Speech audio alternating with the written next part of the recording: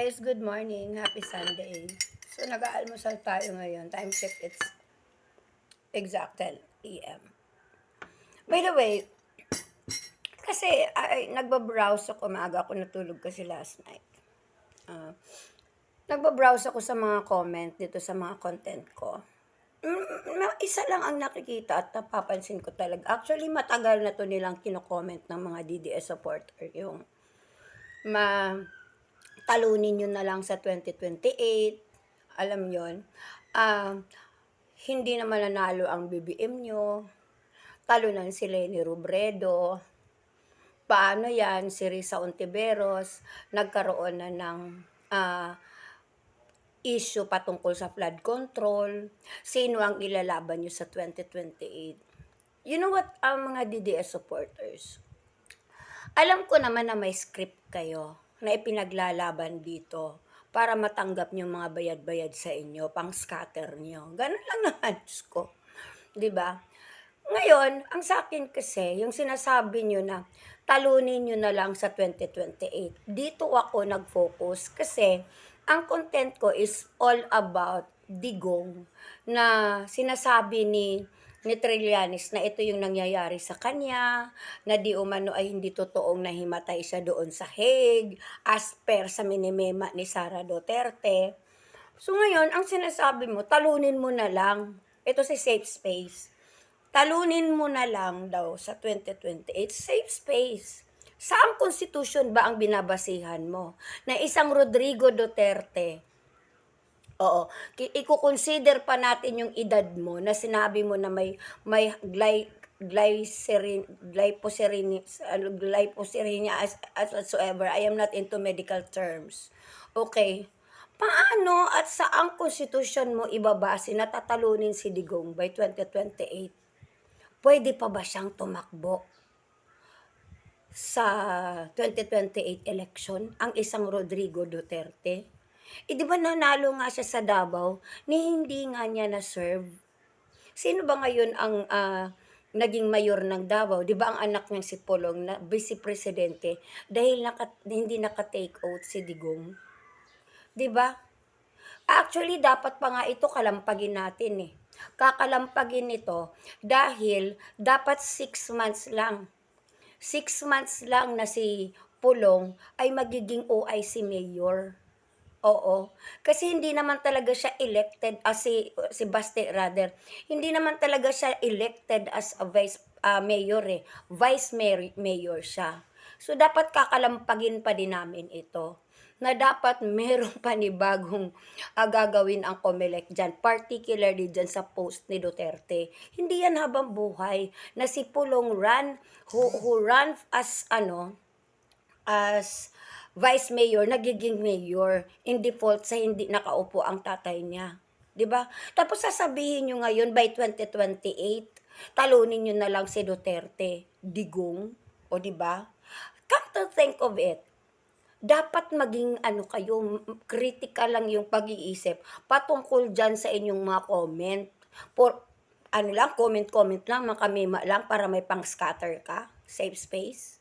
Yun ba yun? Para makapanggulo ka lang kuno di umano dito sa TikTok, para meron kang engagement, yun ba yung gusto mong maiparating? Kasi kung usapin natin si Sara Duterte, considering sa kinakaharap ni Sara Duterte, 'di ba? May impeachment, may grave threat siya sa NBI. 'Di ba? Sabihin niyo naman na basura na ang impeachment. You have to think about it. You have to think twice. Dahil ano ba? 'Di ba? May MR at kailangan sagutin ng MR. At after ng February 6 sa 2028, pwede na din siyang kasuhan. Another set of impeachment. If itong unang impeachment ay hindi na gagamitin. 'Di ba? Bakit kayo automatic mag 2028? Meron pang 2026 at meron pang 2027. At nakaamba pa si Sara na susunduin na ng ICC. Sino pa ngayon ang tataluning Duterte sa ang mananalong Duterte sa 2028? Si Pulong? Na nagbubutas nga lang ng upuan diyan sa Kongreso? Si Baste, anong binatbat ni Baste? Meron ba siyang achievement when it comes to leadership in Davao City? My God, come on. Tapos yung mga katanungan nyo, sino ipanlalaban ninyo? Pagdating sa 2028, mga pinklawan, mga dilawan, we are not on that page. Dito pa lang kami sa current situation, hindi kami nakafocus kung sino yung ipanlalaban dahil lalabas at lalabas yan. Hanggat walang nagbigay ng kanyang kandidatura pagdating ng September or October, 'di ba? Ng 2027, hindi kami wala kaming panghahawakan na siya ang tatakbo at siya yung pambato. O 'di ba? And to the last na issue ninyo na hindi na si BBM, hindi siya gusto ng mga tao, hindi na yan mananalo. Sa ang konstitusyon mo na naman kinuha na ang isang BBM ay otomatikong makakatakbo for 2028 without amending or revising the constitution. Hindi mo ba naintindihan, safe space, na ang konstitusyon natin ngayon na kasalukuyan ay inaalaw lamang ang isang presidente ng isang term? Yan mga DDS eh. Tapos pag kinurik kayo, sasabihin nyo, ang galing-galing mo.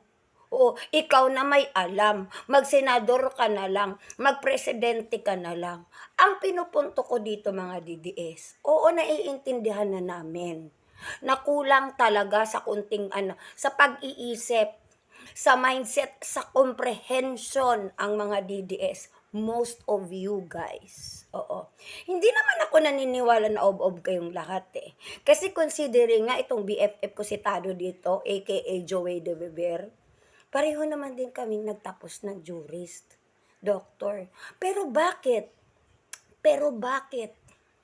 Ako na-identify ko na si Digong Duterte ay hindi talaga siya kinidnap.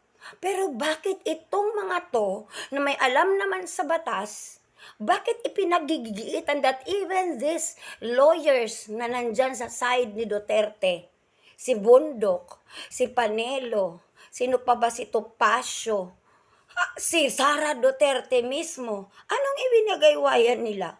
Kinidnap si Digong Duterte. Paano nakidnap? Ang isang Digong, meron bang nakidnap na may naghatid? Meron bang nakidnap? Oo. Na sinuri? Meron bang nakidnap na may valid warrant of arrest? At kailan nangyari ang kidnapping? Kailan nangyaring kidnapper ang isang enforcer? Sa ngalan ni General Torre. Pero bakit itong mga may alam naman sa batas, hindi ako nagagalingan-galingan dito bakit kailangan ninyong i-twist? Kasi DDS kayo. Tapos sasabihan kayo na ganito lang ang kaya ninyo, na ang kinukomprehende nyo lang ay yung title ng isang artikulo. Hindi nyo binabasa yung nasa loob ng article na yan, kung ano ang full konteksto ng sinasabi ng article na yan. Sasabihin nyo na mali ang pinklawan, na ang pinklawan ay ganito ganyan, at kayo na magaling. Tapos pag ending, if you cannot substantiate your argument, if you cannot substantiate your claim, magpapa-victim card na kayo mga DDS. Oh, come on. Diba? Think. Balikan nyo ang inyong mga gumagawa ng script. Hindi na gumagana. And take note guys, bago na ngayon, hanggat hindi kayo magpapakita ng mukha, we will not engage you in any live stream discussion. Bakit? Ang galing-galing makapagtago ng troll. Magpalit lang ng pangalan, makikidiscuss. Paulit-ulit lang ang issues. Hindi na yun na yan magagamit ngayon. Magbago na kayo ng style. Pweh!